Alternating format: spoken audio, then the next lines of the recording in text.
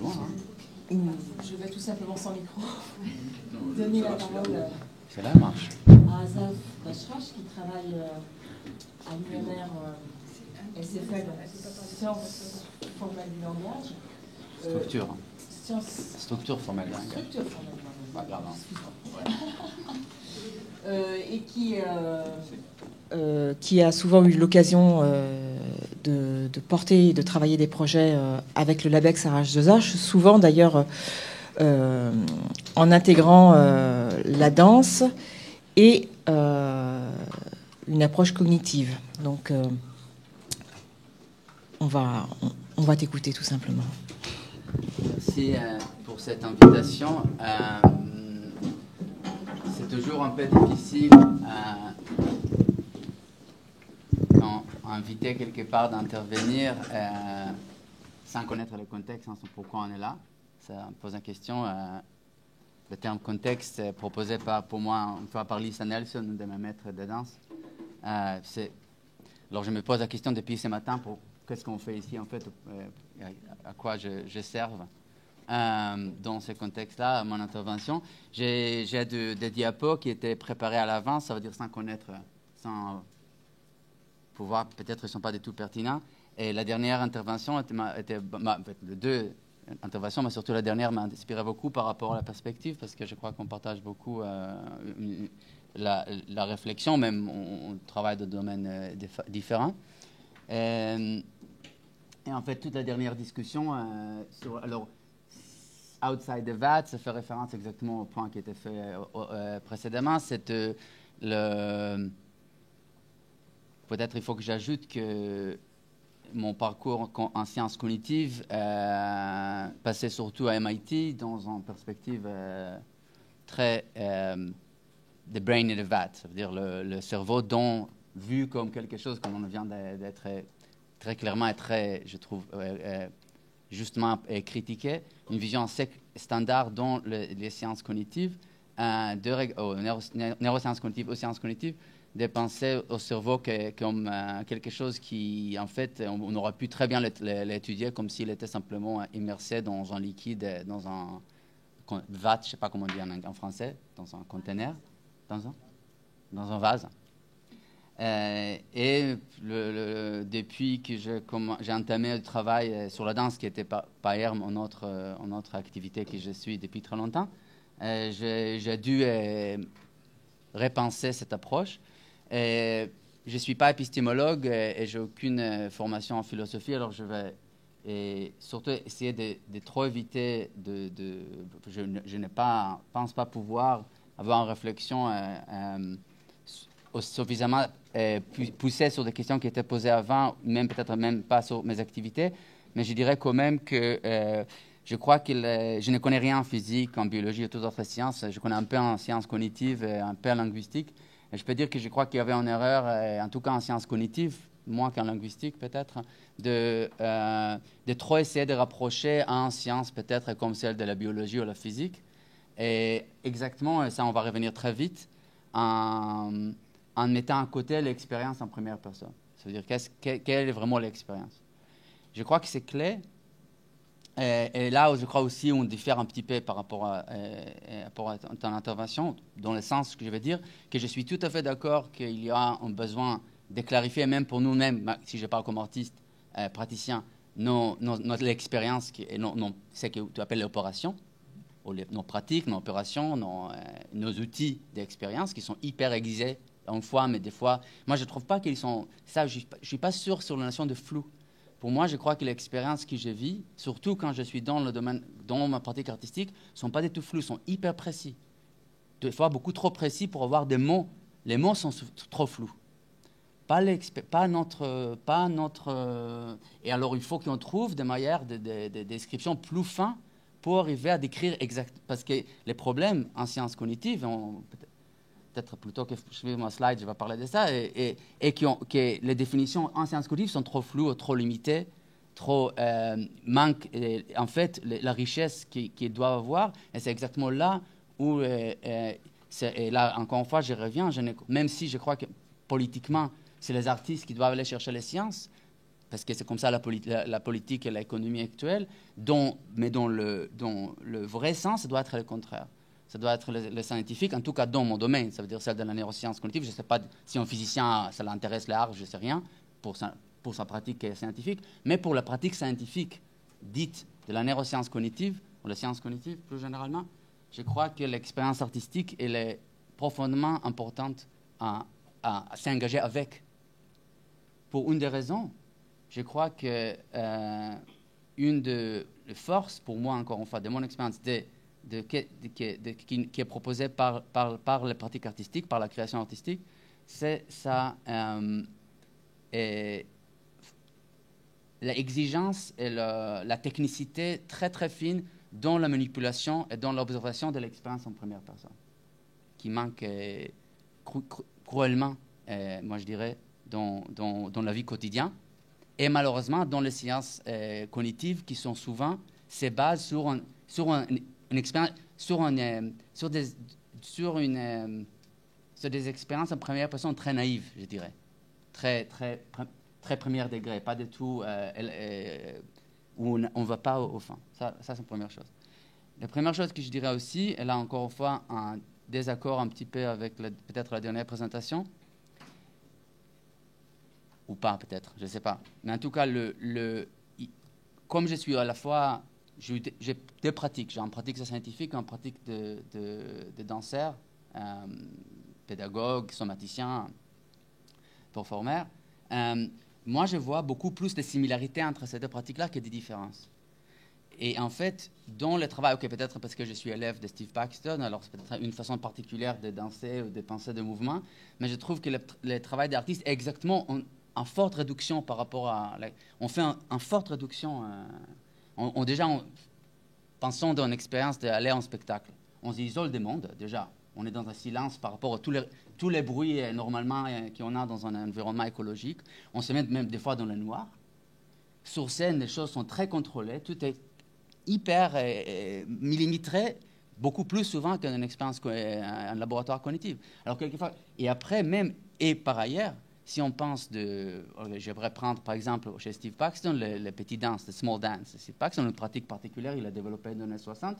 C'est un danse, mais c'est en fait être debout pendant 20 minutes, 1 heure, et de faire l'expérience de cet être debout. C'est une réduction énorme. C'est exactement ça qu'on fait dans la science.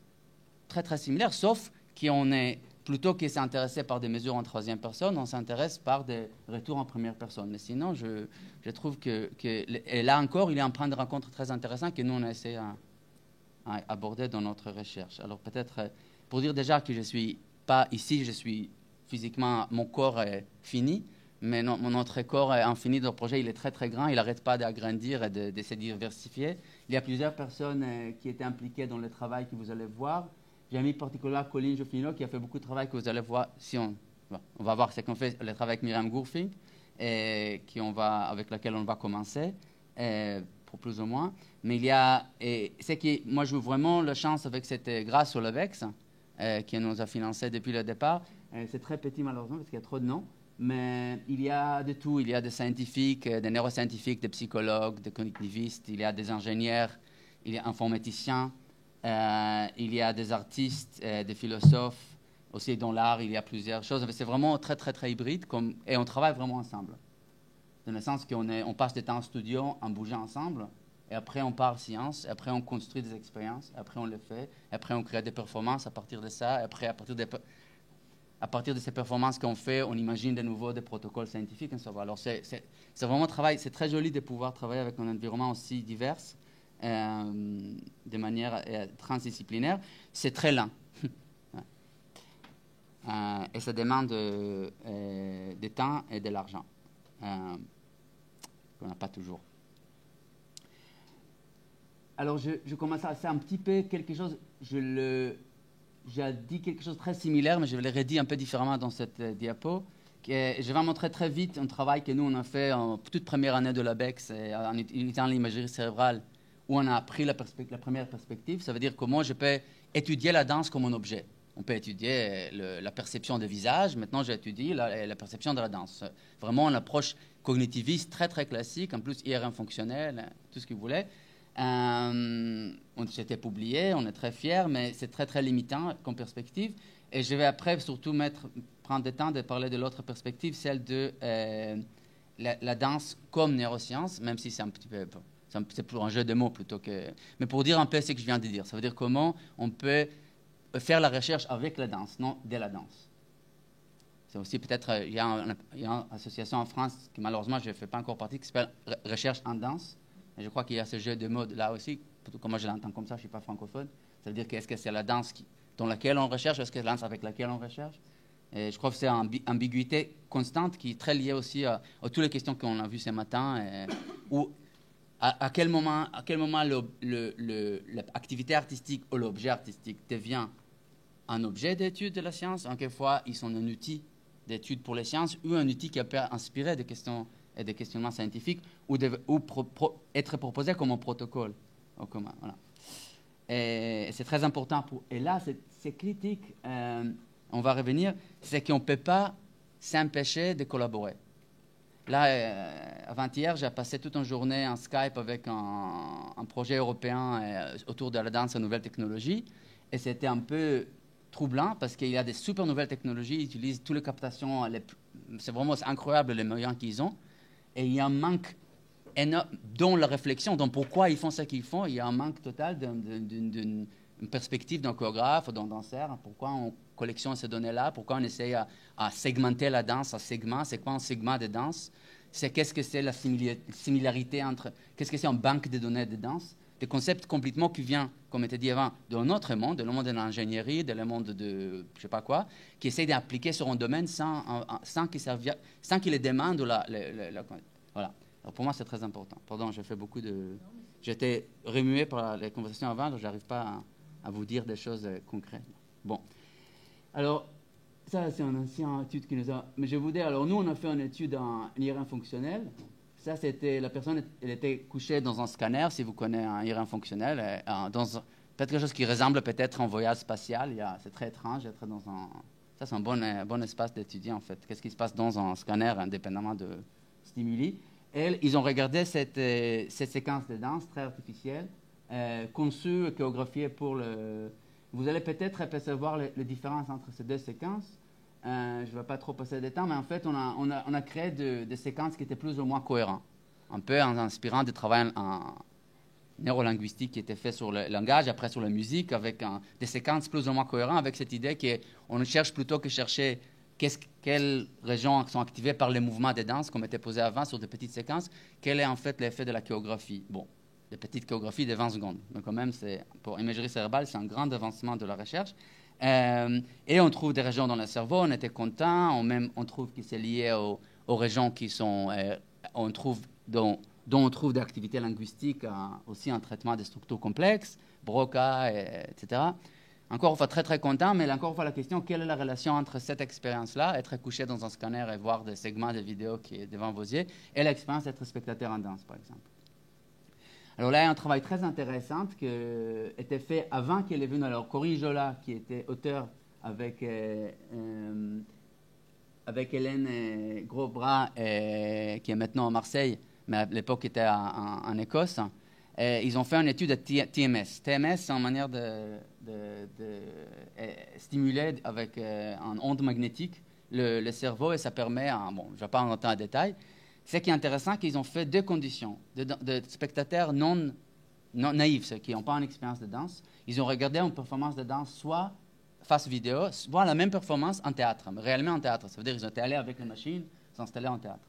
Et ce qu'ils ont trouvé, après pendant plusieurs années dont les gens disent « Ah, vous voyez, on trouve des activités dont il y a une grande fascination au système de neurones miroirs dans le monde actuellement, pour des raisons un peu intéressantes. Je ne vais pas me prononcer sur ces questions-là, mais en tout cas, on trouve une activité motrice face à la danse, mais on ne le trouve que chez des spectateurs qui sont déjà danseurs. Ça veut dire en effet des expertises très importantes. Ça, c'était évidemment fait dans l'IRM fonctionnel, dans des conditions de regarder en vidéo.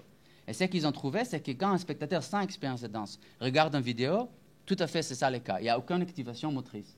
Mais quand ils sont face aux danseurs, pas face, ils sont avec les danseurs, par rapport à la conversation avant. Ils sont avec le danseur dans le théâtre. Là, ils ont une activité motrice pendant qu'ils regardent la danse. Vous voyez, en fait, alors, ça, c'est très important. Ça veut dire qu'on ne peut pas vraiment penser... C'est évident pour quelqu'un qui n'a jamais regardé des danses en vidéo sur la télé ou sur votre téléphone. Maintenant, on ne regarde rien sur la télé, mais ce n'est pas la même expérience comme être dans le théâtre. Alors là, il y a des mesures, si vous voulez, scientifiques qui corrélées avec cette expérience subjective. Alors, nous, on voulait aller ailleurs. Alors, je vais parler très vite de quelques projets qu'on a fait. En fait, il faut dire que je n'étais pas venu de dire tout ce que je pense sur l'épistémologie, mais plutôt de parler de méthodes, comment, c'est ça qu'Anne m'a demandé, quelle méthode on peut utiliser pour... alors, je dois faire ça. Alors, je vais essayer d'arriver à ça tout de suite, mais je vais quand même passer encore un petit moment conceptuel, je me permets. Alors, on est très inspiré par Francisco Varela. Je crois que le nom peut-être est connu. En tout cas, il a passé beaucoup de temps en France et il a beaucoup inspiré des chercheurs en neurosciences, de philosophes, de psychanalystes et plein d'autres disciplines. Il ne faut pas oublier qu'à la base, il est biologue, en fait, avec un travail très, très important avec Maturana dans les années 70 en biologie, neurosciences. Et il est aussi très connu, et de manière populaire, surtout peut-être connu, pour le fait qu'il a essayé de mêler le bouddhisme avec la neurosciences cognitive et la cognition. Parce que lui-même, il était un praticien de la méditation bouddhiste. Et très proche à Dalai Lama, jusqu'à sa mort, ça fait 15 ans, pas plus. Et là, moi, j'appelle ça le triangle de Varela. En fait, c'est ma manière de conceptualiser sa manière de penser. C'est ce qu'on appelle la neurophénoménologie, où on met en connexion la philosophie. Pour lui, c'est la phénoménologie, mais on peut très bien aller ailleurs. On peut être délusion, quoi que ce soit. L'idée, c'est qu'il y a une réflexion philosophique. La neuroscience, ou la neuroscience cognitive dans mon cas, et body-based practice. Je les mets de cette manière-là parce que chez Varela et la plupart de ses disciples, depuis ses élèves qui continuent à travailler, et Antoine Lutz et autres, c'est surtout la méditation qui les intéresse. Je trouve ça très intéressant comme pratique corporelle. On oublie des fois que c'est une pratique corporelle. Et nous, on est intéressés par des autres, par la danse par exemple, ou par les pratiques somatiques plus larges, par des pratiques comme le yoga, etc. Alors pour nous, on généralise un peu la perspective de Varela. Les choses importantes, c'est un triangle, pas une pyramide, ni une...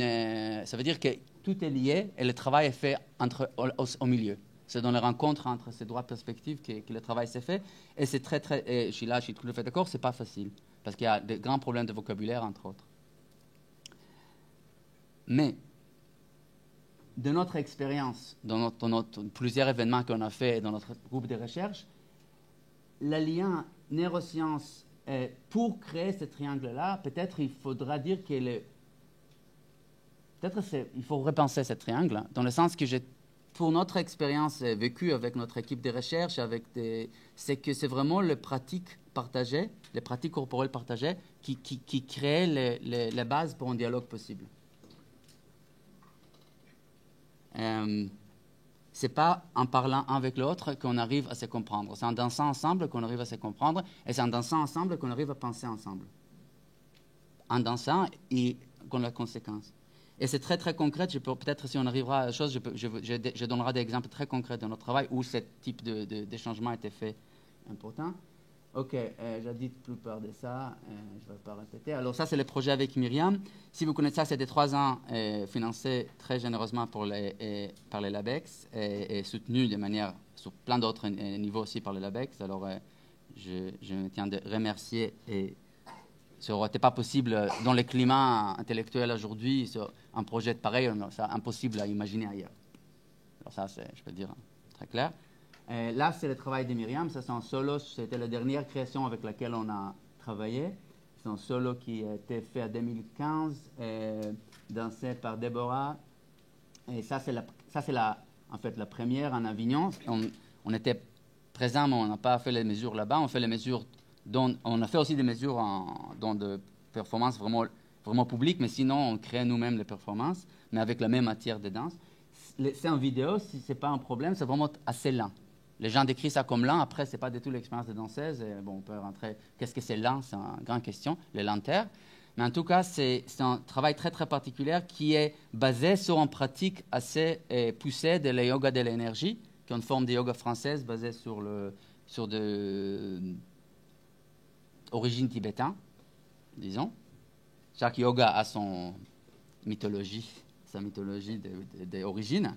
Mais c'est un yoga très puissant qui mêle dans la version de Myriam, mêle mais elle a encore un travail assez particulier, un peu plus riche de cette pratique. Elle est enrichie par des autres influences, par la sophrologie et autre chose, par des travaux sur la respiration, sur l'imagerie mentale.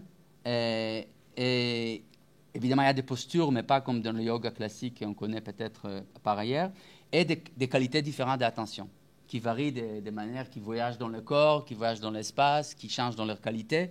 Et c'est surtout ça, c'est le travail. Et la chorégraphie, finalement, c'est ça mis en mouvement. Alors, ce que vous avez vu avant, Déborah, elle a fait 3 heures de yoga, 4 heures de yoga avant d'aller sur scène. Elle ne peut pas aller sur scène s'il ne fait pas ça avant, 4 heures juste avant, pour être complètement dans cet état dit d'être presque trans-yogique, je ne sais pas, pour pouvoir... Et en fait, ces mouvements-là, elle n'est pas en train de ralentir des mouvements. Ça aussi vite qu'elle peut aller, pour vraiment rester dans le score attentionnel proposé pour la partition attentionnelle de Myriam. Bon, et je vais aller vite parce que sinon je ne vais jamais rester dans le temps. Alors nous, on a étudié sur 3 ans beaucoup de choses. Entre autres, on a étudié l'effet de l'entraînement lui-même sur des non-experts, c'est-à-dire des gens qui ne connaissent pas le travail de Myriam. Simplement, comment ils ont transformé par faire ce travail-là sur tapis, le yoga de l'énergie, pas la danse, mais vraiment simplement la pratique somatique ou contemplative. Et on a vu des différences sur la perception des temps. Encore une fois, je ne vais pas trop rentrer en détail. Alors, notre approche, peut-être ça va un peu vite, je vais retourner après, mais une des approches qu'on utilise, c'est de créer des expériences cognitives très simples, très courtes, qu'on peut administrer au studio, ça veut dire sur tablette, souvent, qu'on peut faire juste avant et juste après une expérience artistique ou une expérience corporelle. Et on regarde la différence. Alors ça, c'est une différence de la perception des temps, avant et après le yoga. Ça, c'est une différence dont... Ça, c'est un travail... Ça, on leur demande... C'est toujours des questions, évidemment, sur l'expérience objective des temps. On ne parle pas de la flèche de temps, on parle de l'expérience objective des temps. Et là, on parle aussi de l'expérience objective du corps, la taille du corps. Ça, c'est un petit protocole qu'on a développé où, en fait, la personne avec les yeux fermés est en train d'indiquer... On les demande en voix haute, on les demande d'indiquer la taille d'une partie de leur corps. Là, par exemple, c'est la tête, je crois. Et ça, c'est avant le yoga. Pardon, ça, c'est avant et ça, c'est après. Voilà. Vous voyez, à gauche et à droite, la même instruction et l'impact que le yoga est là. Ça, c'est pour la torse. Et après, on peut mesurer. Ce qui est intéressant, c'est que même ça reste complètement subjectif, ça reste première personne, mais c'est quantifiable. Ça veut dire qu'après, on peut aller pixel par pixel et on peut mesurer quelle est la quantité de changements dans l'expérience subjective des tailles de sa corps. Après, voilà. Donc ça, c'est où on met un peu la quantification et la première personne.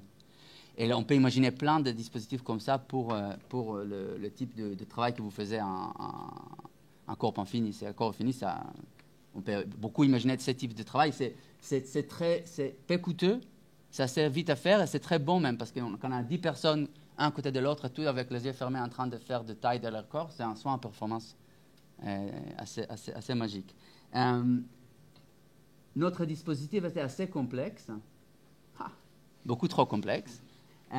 Vous voyez déjà, c'est pas possible. Vraiment, c'est pas possible. Alors, on commence de cette idée que, et ça revient à la question qui était posée avant. Vous voyez, ça c'est comme on imagine une performance classique de danse en live. Très important, on n'est pas face à vidéo, là on est vraiment en performance. Il y a la chorégraphie, ça c'est un extrait de la chorégraphie de Myriam, et qui est transmis aux danseuses, et les danseuses l'interprètent en temps réel, mais vous voyez très bien que la flèche est bidirectionnelle. On ne peut pas imaginer un performance comme en étant aucun danseur que je sache ne peut pas imaginer qu'il danse de la même manière s'il y a ou il n'y a pas un public. Ça, c'est question, on ne se pose même pas. Alors, ce n'est pas comme si les danseurs sont en train de produire une danse qui va être transmise au public. Ça, c'est un modèle complètement impossible, comme tu m'as dit, on est tous toujours dans l'interaction. Nous, on ajoute des mesures physiologiques. Dans ces cas-là, si on arrive, on va voir un peu la question de la respiration pour pouvoir mesurer la synchronicité pendant la performance. Il y a plein de noms pour ça maintenant. Le plus récent, c'est résonance, etc. Entre danseurs et spectateurs, entre danseurs aussi, entre spectateurs. En temps réel, on leur demande de nous donner leur expérience objective. Si je vais arriver sur tablette. on fait des évaluations cognitives avant et après, et on essaye de regarder la relation entre l'expérience en première personne, les mesures de synchronicité et la différence qu'on peut mesurer quantitative par rapport à quantité cognitive. Comme perception de temps, je vais vous montrer un petit exemple. Et comme ce n'était pas suffisamment compliqué, on a décidé d'ajouter une autre couche. La moitié des publics, il est entraîné le matin avant la performance par la pratique de Myriam, et l'autre non. Alors on peut avoir l'impact de embodied, c'est un très mot aussi que tout le monde aime aujourd'hui, embodied, l'expérience incorporée de la réception artistique. Voilà, alors très vite, ça c'est un exemple. Alors, comme plusieurs personnes qui ont, si vous avez eu la chance de voir une performance de Myriam, vous avez eu peut-être l'expérience, soit vous partez très vite. La première fois que j'ai vu son travail, ça fait 17-18 ans, on était à Ménagerie des Verts, et sur 50 personnes, on est resté 7 à la fin. Mais cette 7-là, on a sorti, on ne pouvait pas parler pendant un moment, on était complètement... L'état reste lentement. Et cet état-là, il est vraiment, entre autres, on peut le décrire comme un vrai changement qualitatif de notre présence temporelle. Alors nous, on a essayé de voir ça, on a fait plusieurs expériences. Je vais vous montrer un que je trouve sympathique. Ça, c'est une expérience très simple, en fait. Bon. C'est une illusion visuelle qui est très connue. C'est une illusion visuelle qui s'appelle apparent motion, le mouvement apparent. En fait, si on voit deux points qui clignotent dans une fréquence particulière, dans une distance particulière, plutôt que voir deux points qui clignotent, je vais avoir un point qui fait aller-retour. Okay? Nous, on a utilisé cette potentiel de cette illusion pour jouer avec la quantité le temps qui sépare ces deux points. Normalement, c'est autour de 2 Hz, ça veut dire 500 millisecondes, où ça marche très bien. Mais nous, on a dit, s'il y a un changement dans la perception du temps présent, spacious present, chez Varela par exemple, on va peut-être attendre que le temps présent va s'élargir. Ce temps qui est défini, le temps présent, va être plus large, va être étendu. Alors, on a joué, ça vous voyez dans les graphes, on a joué sur les fréquences, ou la distance temporelle entre les deux points, et vous voyez en noir et en rouge, avant-après, et vous voyez qu'il y a une différence. Qu'est-ce que ça veut dire, ces différences-là? Ça veut dire qu'après la performance, les spectateurs, on a vu, ils ont eu la sensation d'un mouvement apparent avec des espacements entre les deux points plus larges qu'avant la performance. C'est pour ça que le noir est plus bas que le rouge. On a contrôlé ça en faisant une autre performance dans laquelle il n'y avait aucun travail sur la lentille, etc. Et là, vous voyez ici, ça c'est très intéressant, mais je l'ignore maintenant. Ce qui est important, c'est que ça et ça sont statistiquement différents. Ça veut dire que ce n'est pas simplement le fait de l'expérience des fois, n'importe quelle expérience de danse, c'est une expérience quand je regarde une qualité particulière de danse qui gère cet effet-là. Ça c'est très important. Pour toujours très important en science de faire des contrôles. Vous voyez la différence, parce que sinon c'est peut-être simplement le fait que j'ai fait l'expérience des fois, ou ça peut être n'importe quelle vision d'un corps humain qui va faire cet effet, on ne sait pas. Alors c'est très important, et c'est une grande question presque impossible à résoudre. Quel est le bon contrôle dans la situation écologique? Pour moi, ce n'est pas un bon contrôle, mais il faut quelque chose, et on a trouvé ça. Mais il y a pas... Même plus intéressant pour moi, c'est le fait, et plus indiquant qu'il y a quelque chose vraiment qui se passe, c'est que ce changement dans la perception des temps corrèle, et c'est pour ça qu'il y a les lignes qui montent de manière significative, corrèle avec l'expérience vécue des spectateurs en lien avec leur attention. On a un questionnaire après la performance. Et encore, alors, par exemple, si on prend ces questions, I often paid attention to the breath of the dancers. J'ai souvent fait attention à la respiration des danseuses. Plus qu'une personne a trouvé cette phrase synergique avec leur expérience de travail, plus leur temps a ralenti, ou plus leur temps-espace est devenu attendu. Alors, ça c'est très important. Ça veut dire que c'est pas, encore une fois, et ça c'est pas par hasard qu'on a cette question-là. Ça veut dire que la respiration des danseuses est centrale dans le travail de Myriam. Alors, il faut une vraie analyse d'œuvre. Bon, ça, c'est pas très lourd. Il ne faut pas aller très loin chez Myriam pour ça, mais il y a une analyse d'œuvre où quelle est la recherche, quel est le vrai... Et là, je reviens au point que j'ai fait plus tôt à votre travail, et on va revenir à ça très vite après, c'est l'attention de la danseuse qui est focalisée sur sa respiration, et c'est peut-être pour ça qu'il y a aussi le public qui est amené à ça. C'est-à-dire qu'il y a une attention partagée assez particulière, on va voir des autres évidences pour quelque chose de cet ordre-là. Voilà. Ça, c'est Ça, c'est un petit film. Alors, c'est toujours bien d'avoir des films d'animation, ça réveille. Ça, en bleu, c'est le public. En vert, c'est en orange, je ne sais pas quelle couleur c'est.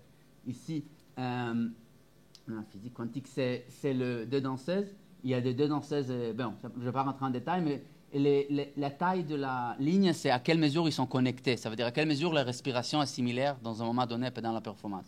Et vous voyez que ça varie. On est en train maintenant d'analyser ces données-là dans le temps. Ça veut dire de voir quels sont les moments critiques dans lesquels particulièrement il y a et avec qui, etc. Et ça, c'est très complexe, c'est encore un chantier. Par contre, on peut faire en mesure globale, ça veut dire sur toute la performance, et regarder sur toute la performance quel public était plus synchronisé avec les danseuses qu'autres. Et là, on compare les deux publics que je vous avais mentionnés avant, le public qui a fait le yoga le matin et le public qui n'a pas fait le yoga avant la performance. Et c'est ce que vous voyez en rouge. Vous voyez que ça, c'est toutes les performances qu'on avait. Et vous voyez que généralement, et c'est statistiquement encore significatif, c'est que le rouge est généralement plus large que le bleu. Ça veut dire quoi? Ça veut dire que généralement, les personnes qui ont fait le yoga le matin se synchronisent les respirations avec les danseuses, ou peut-être c'est les danseuses qui se synchronisent les respirations avec eux, plus que les gens qui n'ont pas fait le yoga le matin. Mais encore une fois, on ne reste pas que son observation en troisième personne. Si on regarde le niveau de synchronicité de ou la synchronisation de la respiration de chaque spectateur avec les deux danseuses, qui c'est sur le X, sur l'horizontale, ça corrèle avec à quelle mesure, encore une fois, ils ont fait attention à la respiration des danseuses. La même question qu'on a vue avant. Alors en fait, encore une fois, on couple la observation en troisième personne, celle de la niveau de synchronicité de respiration entre spectateurs et danseurs, avec une mesure subjective de leur attention, leur rapport subjectif de leur attention. Maintenant, c'est en corrélation, c'est très important. C'est une des questions qui, pour moi, un petit peu guide notre recherche depuis, c'est quel est le rapport de ces relations-là? Est-ce que c'est le fait que je prête attention à la respiration que je synchronise?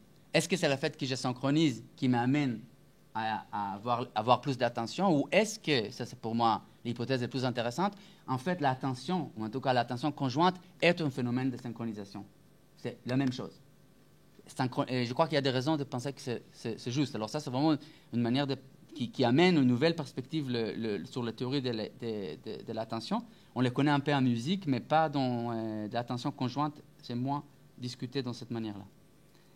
Finalement, une chose que j'ai mentionné, on a développé pendant 3 ans un outil de recherche très intéressant sur tablette, que là, on a plus ou moins jeté à la poubelle parce qu'on vient de créer un autre beaucoup mieux, qui va être les deux elles sont accessibles. Alors, si vous voulez utiliser des tablettes pour recueillir les données en temps réel, vous êtes bienvenus de nous rentrer en contact avec nous. L'intérêt de ces tablettes-là, c'est qu'ils sont maintenant la version actuelle beaucoup mieux. Ils sont fortement synchronisés entre eux, et aussi avec les vidéos de la performance, et aussi avec les capteurs de mouvement, et avec les capteurs EEG, et avec, etc., etc. Ça veut dire qu'on a... ça, c'est un des grands problèmes de tout travail écologique, surtout sur la question de multimodal et multiparticipants, c'est la question de la synchronisation. Et je crois que finalement, cette année, on est arrivé à trouver une solution assez satisfaisante, dans l'ordre de 25 millisecondes d'écart entre signaux, qui est important, mais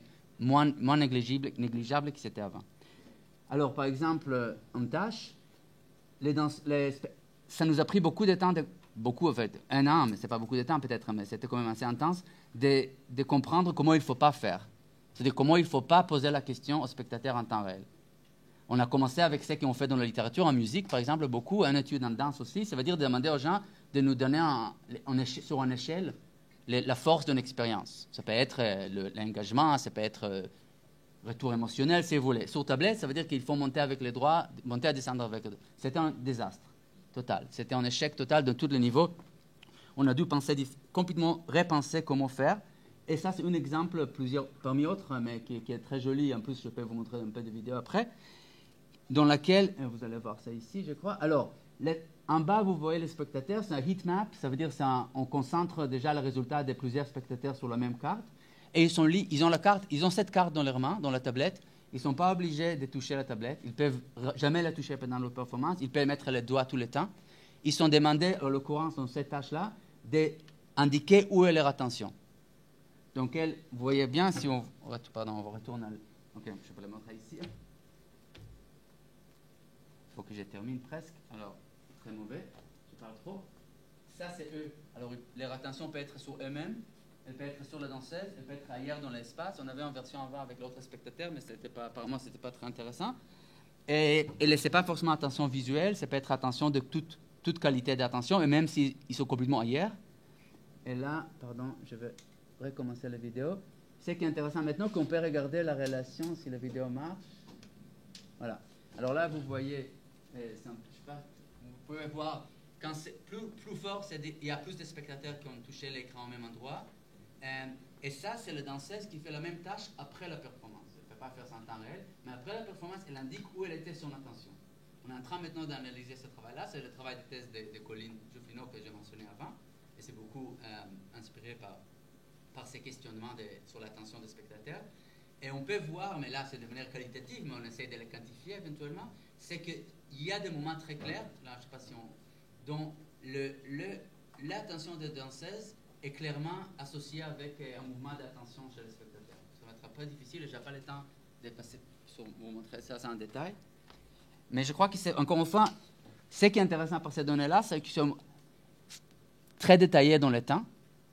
Et on peut et c'est ça qu'on est en train de faire maintenant, on peut les après associer à un changement, par exemple, dans la synchronisation de respiration entre le spectateur et la danseuse. Parce qu'on est maintenant en mesure subjective qui est épaisse. Ça veut dire qu'elle n'est pas simplement à la fin de la performance, comme ça passait avant, mais elle est très, très détaillée dans le temps. Ça pose exactement la question qui était posée avant. Est-ce que l'expérience change parce que je dois faire ça avec la tablette? Oui. Voilà. La réponse est non, évidemment. Et on vit avec parce qu'on n'a pas d'autre manière. OK, j'ai pas de temps. J'aurais pu vous parler d'un projet. Ça, c'est une toute autre approche parce que là, en fait, avec Mélanie Perrier et avec un spécialiste, un postdoc qui était avec nous pendant un moment, et José Luis, qui travaille sur la question des regards des autres, l'effet des regards des autres sur nous, on a construit une performance que Mélanie a créé un peu le dispositif avec un dialogue avec nous et que nous, on a mis en place, en fait, où, en fait, on a des spectateurs et des performeurs qui viennent et les performeurs, ils sont à l'intérieur de cette tente. Et les performeurs, des fois, ils les regardaient, des fois, ils ne les pas regardaient. Et nous, on regarde l'impact sur leur attention et aussi sur on a des mesures physiologiques, etc.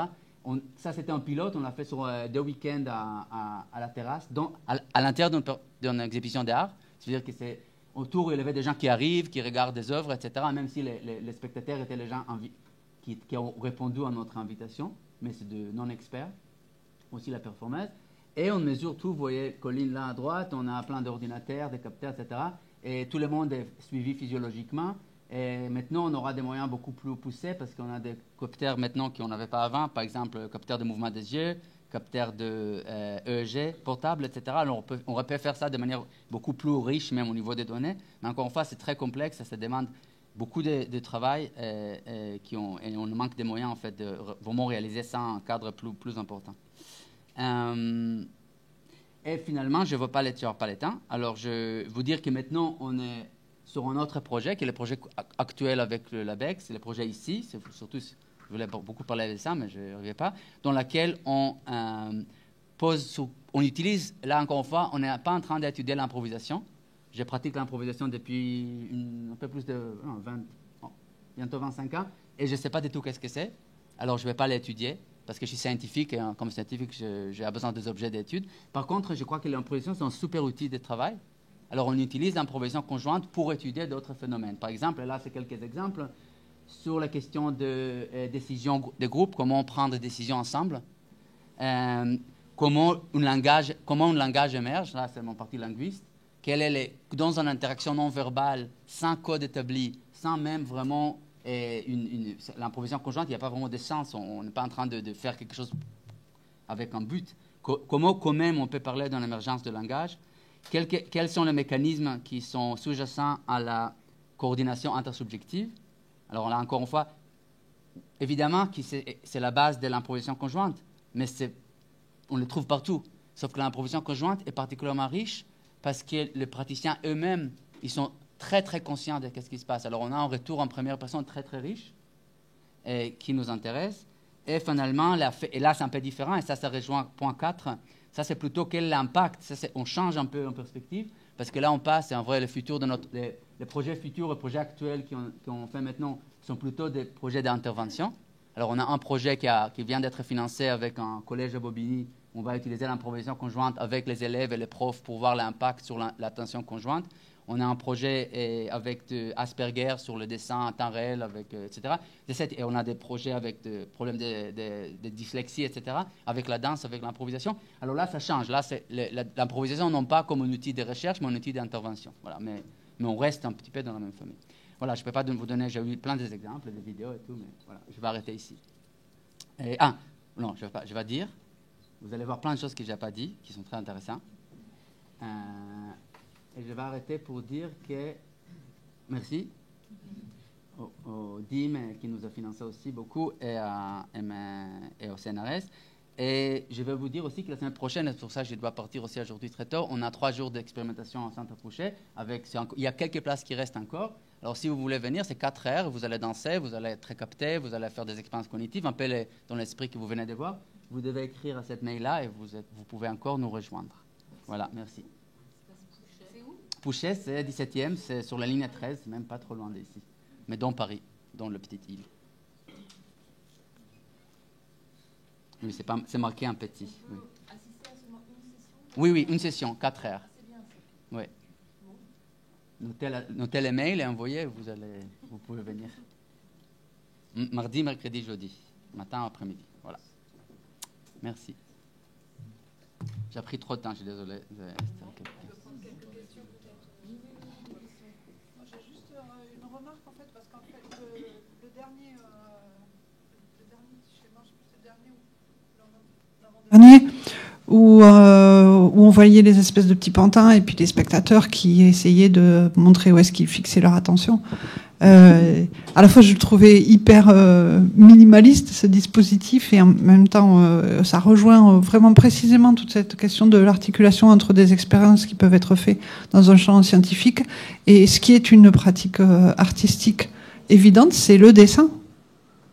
C'est le dessin. Alors moi, j'ai une formation en art plastique et donc en dessin, et c'est la première chose qui me vient à l'esprit. Moi, quand je vois encore un mouvement, je le dessine. Je le dessine par la pensée. Je passe mon temps à faire des lignes, comme je l'ai toujours fait, et c'est quelque chose qui vient de ma formation. Et après le dessin, finalement, c'est l'image, c'est les mouvements de caméra, c'est la manière dont la caméra suit du regard, les parties du corps, etc. Et là, on est vraiment sur le point d'articulation, je crois, entre une approche de sciences cognitives et une expérience artistique. Et quand je vois vos petits croquis, et puis les petits gribouillages des spectateurs que je trouve dérisoires, mais en même temps tout est là, quoi.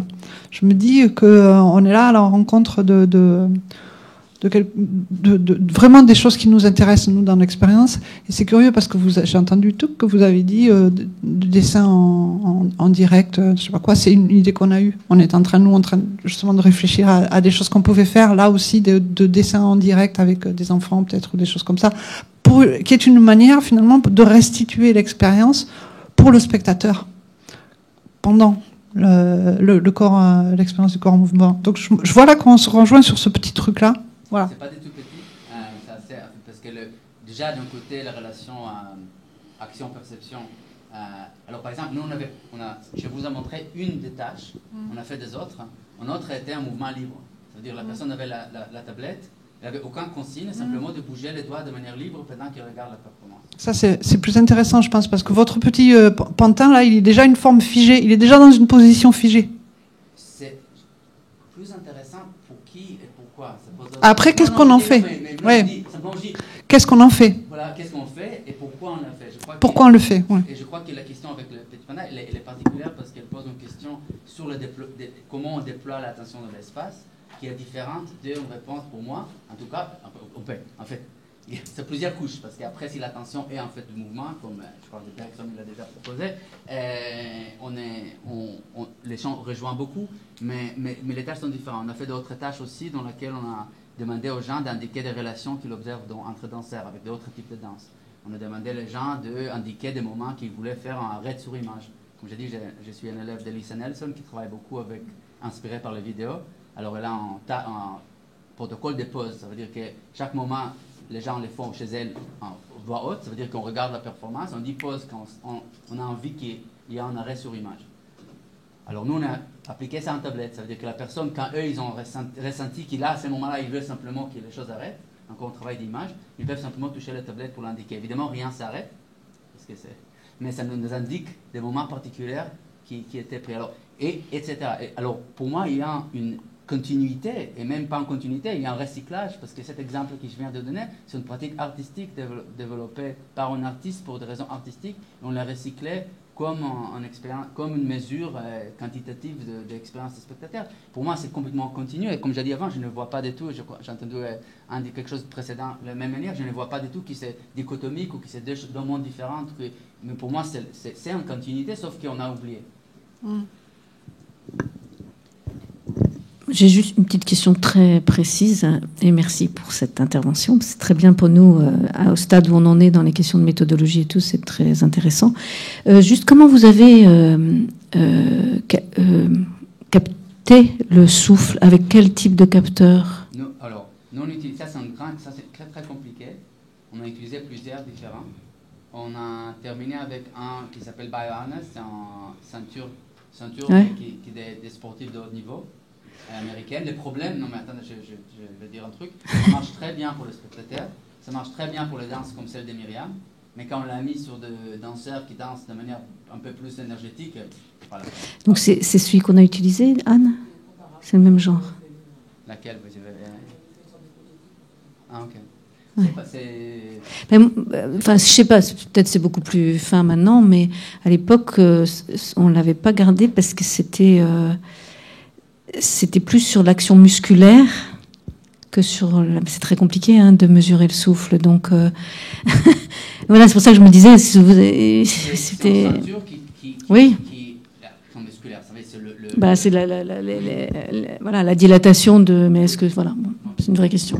Mais bon, voilà, on est là-dedans. On a essayé avec des capteurs qui étaient actes de données aussi, mais c'est impossible. Ouais. Une idée qu'on n'a pas suivie qui peut être intéressante, qui était proposée, nous on n'a jamais essayé, c'est avec des petits micros, tout simplement mettre un micro à côté de données et enregistrer les sons.